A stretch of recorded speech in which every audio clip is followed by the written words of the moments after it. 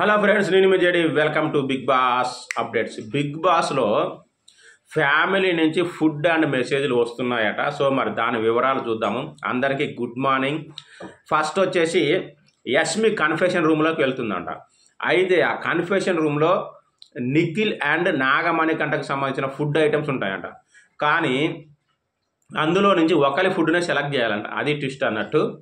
So మరి ఇద్దరి food ఉంటే యష్మి ఎవరి ఫుడ్ను సెలెక్ట్ చేస్తుందో కామెంట్ చేయండి.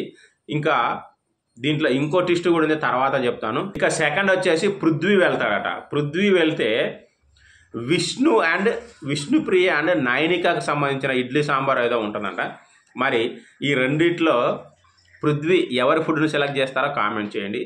ఇక నాగమణికంట వెళ్తే పృథ్వీ అండ్ యష్మికి సంబంధించిన ఫుడ్ ఉంటుందట.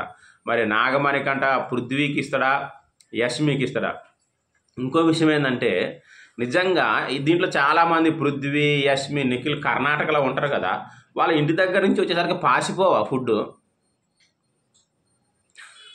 అంతే కదా, ఖచ్చితంగా పాసిపోతుంది. ఇదేంది అర్థం కాదు నాకు లాజిక్. మీరేమనుకుంటారో ఖచ్చితంగా కామెంట్ చేయండి. అలాగే ఎవరిది సెలెక్ట్ చేస్తారో కూడా కామెంట్ చేయండి. వాటికి సంబంధించిన అప్డేట్ తర్వాత వస్తాయి, మళ్ళీ ఇస్తా. బాయ్.